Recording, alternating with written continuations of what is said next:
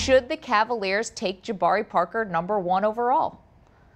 Well, they should consider it very strongly. And again, they know their team better than I do and how that would, who would be the best person to fit in. But Jabari's a great talent, great young man, and he can really score the ball. And, he'll be, if they don't pick him, one of the next one or the one after is going to pick him because he's going to be one of the top 3 picks.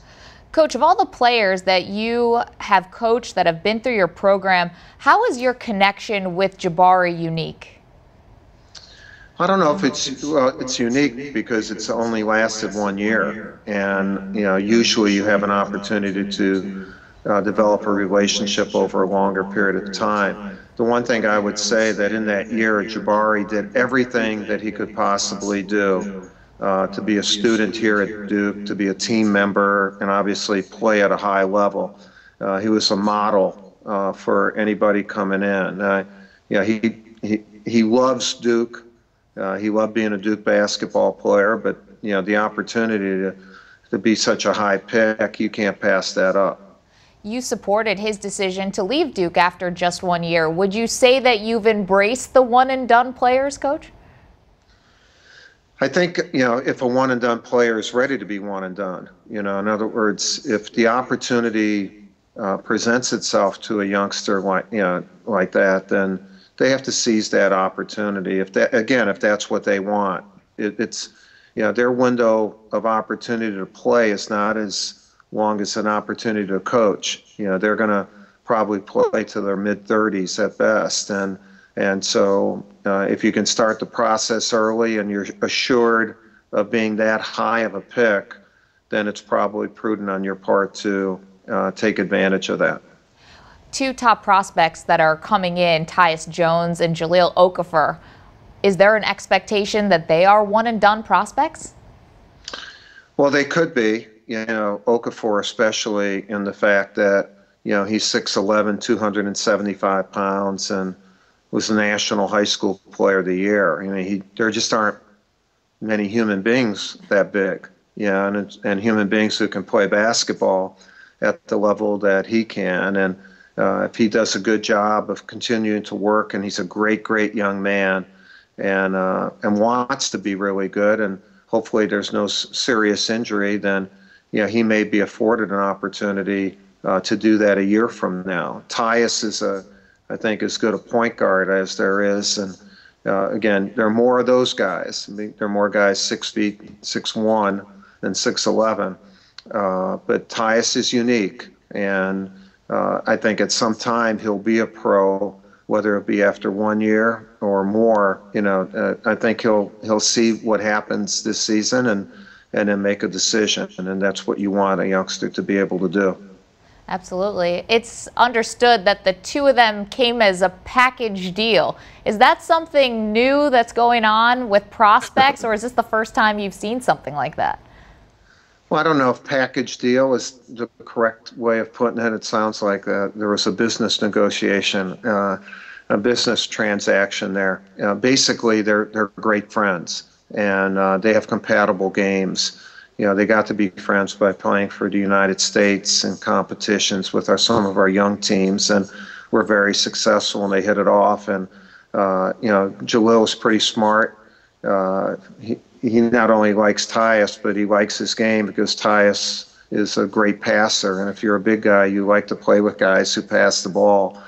And in Tyus's case, the opportunity to play with as good a big man as there is in the country was a great one. And they're amazing kids, and their families have really gotten to know one another because of the competition with for the United States. And so they already know. They've been teammates already, and they wanted to continue that. And I don't know if that's a trend or not, but in this case, it was a good one, and we're going to benefit from that. Absolutely. It sounds like a nice advantage to have. The new commissioner, Adam Silver, said one of his big priorities is going to increase the NBA age limit.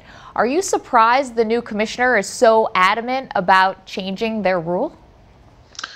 No, I'm not. I think they tried to change it before the last collective bargaining agreement. I remember visiting with David Stern and Adam, along with Coach Knight, and talking about this, and they expressed support of 2 years. It's something that they've looked at for a long period of time. Now that Adam is in charge, I think he wants to revisit it, and if there's any chance that the players union would want that, there might be an opportunity to change that in the next couple of years. But right now, there's no head of the players union. Chris Paul heads it as a player, but no legal head. And until that position is filled, really nothing is going to be done, because the players union and the NBA have to be in concert in their agreement that this would take place. Really, the NCAA, we can voice our support of it, but we really have nothing to do as far as making the change. Coach, you've been a mentor to so many elite players in the NBA. I'm curious, did any of them call you after the Donald Sterling tapes came out? They did not. I actually called, because we have players on the Clippers, and Chris Paul has played for me in two. He's been a two-time Olympic gold medal winner. J.J. Redick, Blake Griffin is on the team. Obviously, one of the great players for the Clippers, but he's also probably going to be on our team this summer playing in the World Championships. And Doc Rivers and I are really close friends, and coached his son, Austin. So we wanted to put our support out there to make sure that we could give them some help if they needed in a very, very difficult situation. What did they say to you? What did you say to them, or what was the feeling when you got the chance to talk to some of those Clippers on the phone? Yeah, it's not so much about talking about the situation. They were involved in a playoff situation. So basically, to stay strong, stay focused, try not to be distracted, and that winning is the best thing that they could do. But again, it's a difficult thing to put a team through, especially while they're playing in an intense environment to try to advance in the NBA playoffs. I want to ask you about two up-and-coming coaches in college basketball, Kevin Ollie and Fred Hoiberg. Do you look at these two coaches and think these are college basketball lifers? Well, I just think they're two outstanding coaches, and then it's really up to them and what they do and what offers are made available to them as they continue their careers. Both of them were NBA players, so they know the NBA very well, and they've been impressive on the collegiate scene. I really think the two of them might have been playing each other for the national title if Hoiberg's Iowa State team had not gotten injured, had an injury that stopped them, really, and that's what happens sometimes in the tournament. And Kevin Ollie did a masterful job with his Connecticut team and bringing them along. I really like both guys a lot as people.